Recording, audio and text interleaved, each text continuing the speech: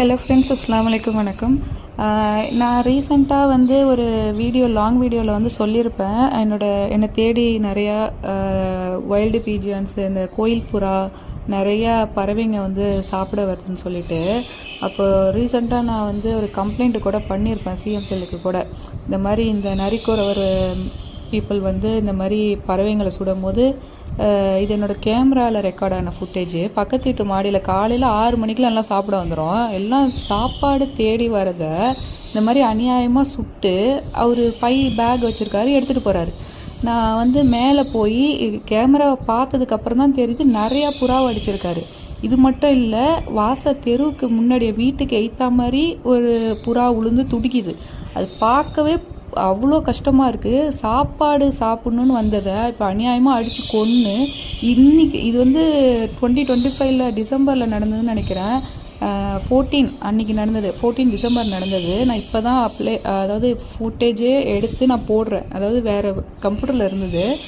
அது அது காலை துடிச்சு அதில் தெரியும் உங்களுக்கு. இந்த வீடியோவில் பாருங்கள், அந்த புறாவோட கால் துடின்னு துடிச்சு அப்படியே உயிர் போகும். அது பார்க்கவே அவ்வளோ கஷ்டமாக இருக்குது. நான் போய் அவர்கிட்ட சத்தம் போடுறேன், இனிமேட்டு வரமாட்டேன் அப்படின்னு சொல்லிட்டு போகிறப்ப கொடுங்க கம்ப்ளைண்ட் கொடுங்க அப்படிங்கிறாரு. இதே வேலை தான் இவங்களுக்கு. அதாவது 1972 பறவைகளை வேட்டையாடக்கூடாதுன்னு சட்டம் வந்துட்டு அது மறுபரிசீலனையும் பண்ணி சுடக்கூடாது, ஒரு கூட்டை கூட கலைக்கக்கூடாதுன்னு ஒரு சட்டமே இருக்குது. இவங்க மட்டும் என்ன சொன்னாலும் யாருக்குமே பயப்படுறது கிடையாது. யாரும் இதை பற்றி நடவடிக்கை எடுக்கிறதும் கிடையாது. அவங்க பாட்டுக்கும் அவங்க கேட்டால் எங்கள் அம்மா என்ன சொல்கிறாங்க, அவங்க துப்பாக்கி வச்சுருக்காங்க, லைசன்ஸ் இருக்கட்டும், ஆனால் அது தடை பண்ணி ரொம்ப நாள் ஆச்சு பறவைகளை வேட்டையாடக்கூடாதுன்னு சொல்லிட்டு. அப்படியே அவங்க சொல்கிறாங்க நான் சுடவே இல்லைன்னு. ஃபஸ்ட்டு ஒத்துக்கிட்டாங்க சுட்டுட்டேன்னு சொல்லி. என்னை ஃபஸ்ட்டு நான் போய் கேட்கும்போது அந்த புறாவை எடுத்து கொடுங்கங்கிறாங்க. எனக்கு சரியான கோவம் வந்து நான் சத்தம் போட்டேன், யாரை கேட்டு இங்கே வந்து சுட்ட நீனு அப்படின்னு கேட்டேன். இதோ வராரு பார்த்தீங்களா, இவர் வந்து பைக் ஓட்டினவர். இவர் வந்து என்கிட்ட சொல்லலை கம்ப்ளைண்ட் கொடுங்கன்னு. இவருக்கு பின்னாடி ஒருத்தர் உட்காந்துருந்தாரு. ஆனால் மாலை போட்டிருக்காங்க.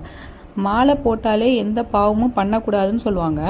இவர் மாலை போட்டுட்டு அநியாயமாக அத்தனை உயிரை கொன்று இந்த ஒரு கட்டப்பை பேக் சைடில் வந்து கட்டப்பை இருக்குது, அதில் போட்டு அதை எடுத்துகிட்டு போகிறாரு பாருங்கள். எடுத்துகிட்டு போய் அந்த பேக்கில் போட்டு எடுத்துகிட்டு போகிறாரு. இதுதான் வேலை இவங்களுக்கு. காலையில் 6 மணி ஆனாலே போதும். எங்கள் தெருவுக்கு பின்னாடி தான் நரிக்குறவர் காலனிலே இருக்காங்க.